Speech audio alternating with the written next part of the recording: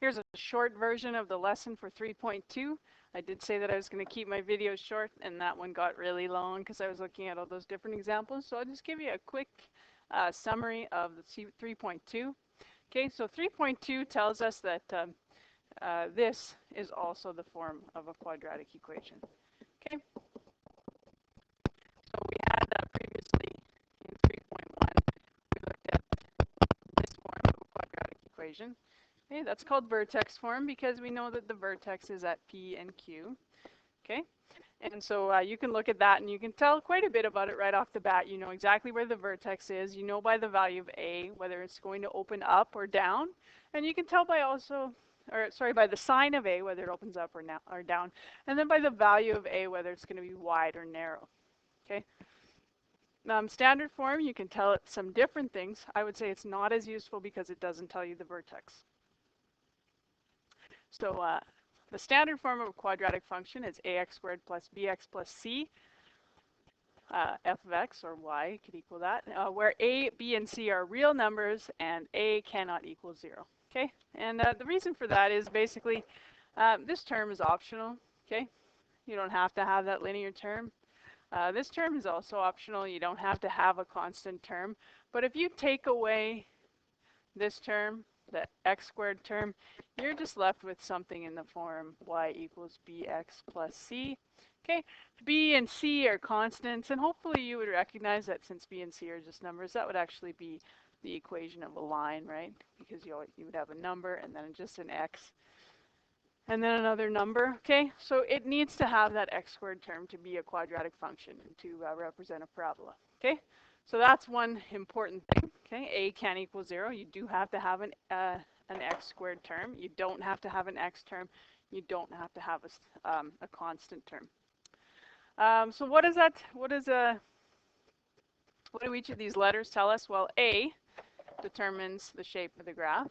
Okay, so that means basically whether it opens up or down, upward or downward, whether it's wider or narrower.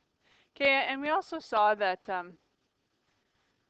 it influences the position of the vertex when it's written in that form. Okay, so if you kept B and C the same and you changed A, you'd see that there was a shift in where the vertex was. Okay, B influences the position of the graph, and we saw that. Okay, how it can move it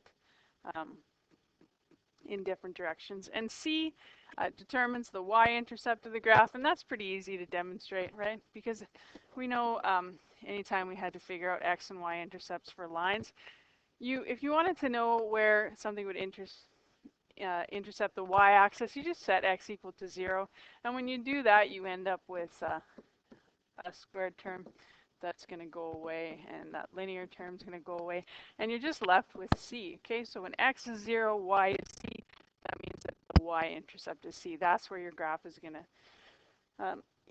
to cross the y-axis. Okay, so the usefulness here is in A, and the ability to find the vertex. The usefulness here largely is in A, and the ability to find the y-intercept. Okay, we'll just look at the next page how one method where you can relate the two. Okay, you can expand your vertex form and compare the coefficients of your x squared and your x terms. Okay, so if you want to look what they've done here in the book, they've just taken that binomial and they squared it. Okay, so they just used FOIL, right? When x minus p times x minus p, right? And then distribute x squared, okay, minus px plus p squared. Okay, that's how they get that. Then they distribute the a through that. Okay, so for each of those three terms in brackets, multiply by a. And then what they did is they put the x squared term. Okay, that's the first one. They took that coefficient out so that you have the x outside. And then this part here that didn't have an x, it's just grouped. Okay, so that's ap squared plus q. And then they didn't convert it here. What they did is they just put that equation and put it next to our standard form equation to compare. So now that they're written like that, you know that the coefficient of x terms must be equal. So b must be equal to negative 2ap. Okay, and solving for p, you can get p equals negative b over 2a. Okay, we know also that the constant term that has no x's in it In the one form, it's equal to c, and in the other form, it's equal to ap squared plus q. Okay, and so solving that for q, you find that q is equal to c minus ap squared. Okay, so these are ways that you can just take the coefficients from your standard form equation and get the coefficients of the vertex. Or, sorry, get the coordinates of the vertex. Okay, I don't like this method because I don't like memorizing that. I would much rather use the method in 3.3 to go between the two because it's just a simple, you know, 3-step process or whatever, as opposed to trying to memorize this. Okay, but that's my personal preference.